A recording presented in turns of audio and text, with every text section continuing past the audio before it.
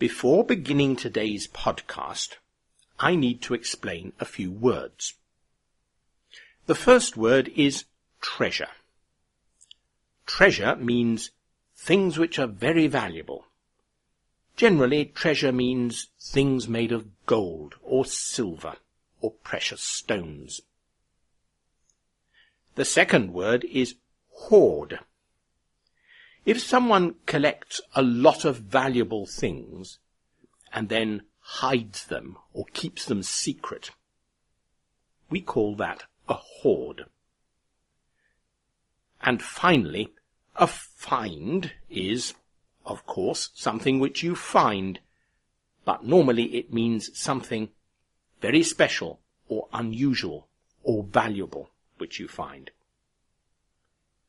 But that's enough vocabulary practice. On with today's podcast. Terry Herbert is 55 years old. He lives in a small town called Bloxwich, about 16 kilometres northwest of Birmingham. His hobby is metal detecting. A metal detector is a tool which tells you when there is metal in the ground. You move the metal detector slowly over the ground and it goes bleep if it finds anything made of metal.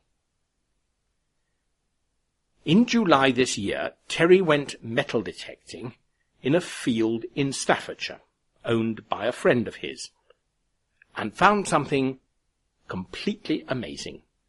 He discovered a large number of gold and silver objects. He told the authorities what he had found, and a team of archaeologists then explored the site carefully and found more objects.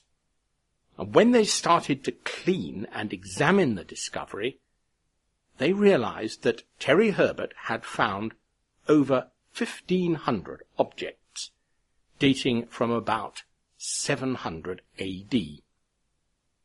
It was the largest hoard of Anglo-Saxon treasure ever found in England. The Anglo-Saxons were people who invaded and settled in England as the Roman Empire collapsed in about the 4th century. They came from northern Germany, and the language which they spoke, which we call Anglo-Saxon or Old English, was the ancestor of modern English. They were skilled metal craftsmen. They made delicate and intricate designs on gold and silver, and often inlaid the metal with precious stones, such as garnet, which is a dark red stone.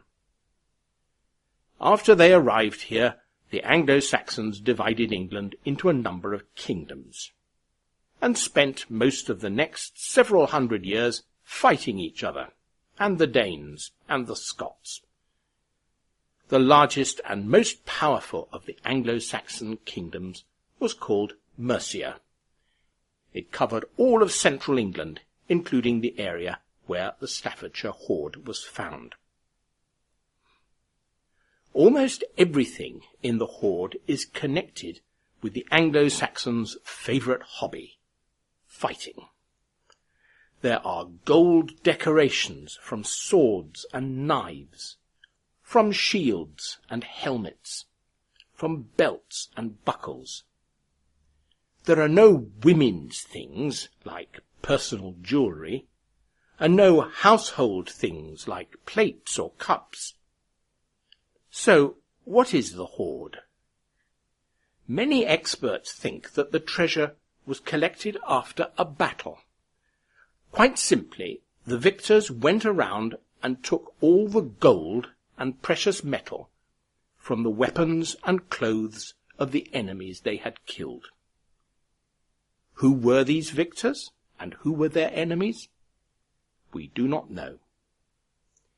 And afterwards, the victors hid what they had collected. Why? Again, we do not know, nor do we know what happened later, and why the victors did not come back and collect the treasure which they had hidden.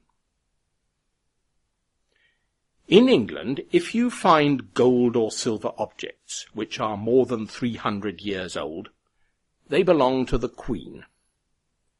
Normally, however, a reward based on the value of the find is paid to the person who found it, and to the owner of the land.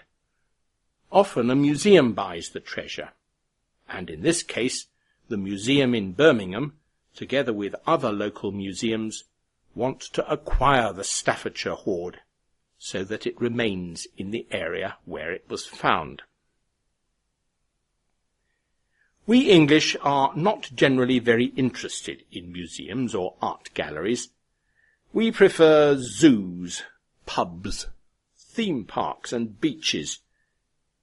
But there has been a lot of interest in the Staffordshire Hoard. Perhaps popular archaeology programmes on television have made people more aware of the importance of things from our history. There is a temporary exhibition of a few of the most important objects from the Staffordshire Hoard at the Birmingham Museum and Art Gallery until the middle of October. Yesterday, together with hundreds of other people, I stood in a queue for over an hour to see the exhibition. It is quite fascinating. Many of the objects still have dirt from the field in Staffordshire on them, because there has not been time yet to clean them. Suddenly, Anglo-Saxon England, 1300 years ago, seems much closer and more real. Goodbye.